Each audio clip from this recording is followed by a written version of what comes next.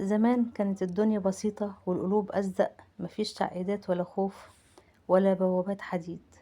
كان الباب الخشب الصغير بمفتاحه الصغير بيكفي، بيحمي قلوب كبيرة وبيوت مليانة أمان. ازيكم يا حبايبي، عاملين ايه؟ يا رب تكونوا بخير.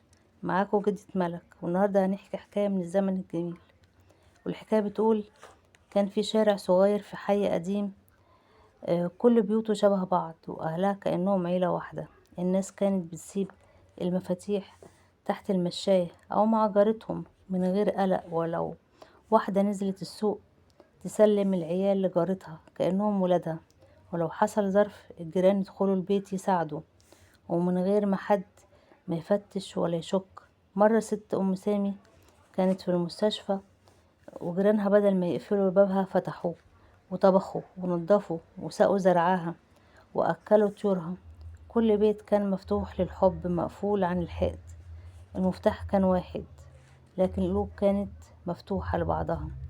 ولو وصلتوا لحد هنا فضلا وليس أمرا، اشتركوا في القناة وفعلوا الجرس ودوسوا لايك وصلوا على الحبيب في كومنت.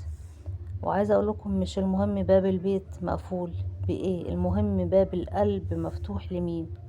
زمان كان الأمان ما كانش فيه الحديد، كان فيه نفس الناس اللي قلوبها بيضة وعيونها شايلة هم بعض، وقلوبهم على بعض في الأحزان قبل الأفراح، وعيونهم على مصلحة بعض.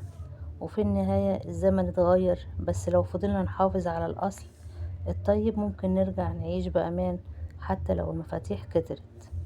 كانت معاكم جدة ملك، وسلام يا حبايبي.